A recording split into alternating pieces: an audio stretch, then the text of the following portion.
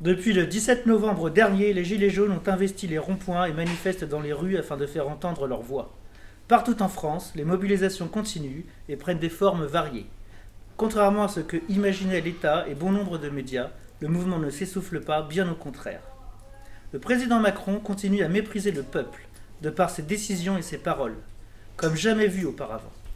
Au-delà de ce mépris et des injustices criantes que cet État maintient et accentue, une oppression considérable s'exerce sur notre intégrité physique lors des manifestations, sur les ronds-points et ailleurs. Pour tenter de faire taire ce mouvement de révolte, les forces de l'ordre de ce pays sont devenues les forces du désordre, créant un climat volontairement anxiogène lors de chaque mobilisation des Gilets jaunes. Aujourd'hui, nous ne comptons plus le nombre de blessés et nous déplorons celui des morts.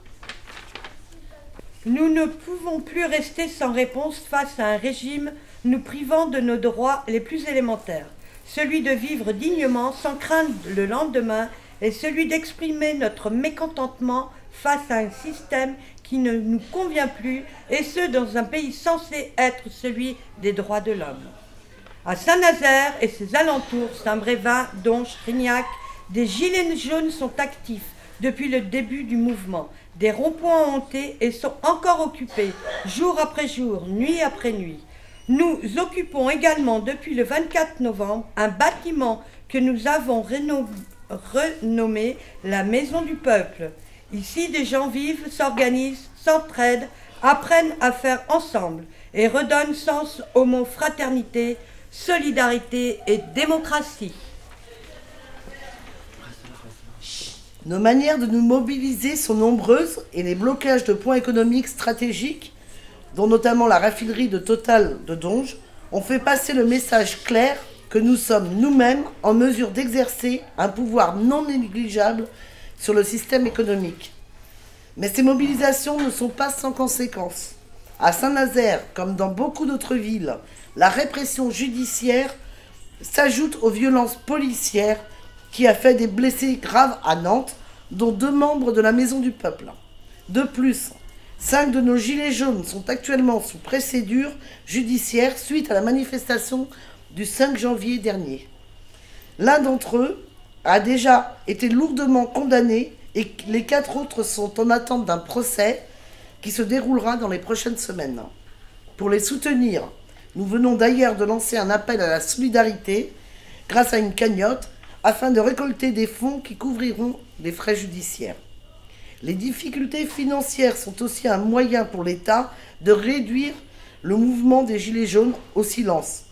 Mais grâce à la solidarité et au soutien de toutes et de tous, nous ferons tout ce pour qu'il n'en soit rien. Et nous vous en remercions d'avance. Pour continuer à nous mobiliser et à tenir bon face à la répression, il nous faut réunir nos forces. Seuls, on va plus vite.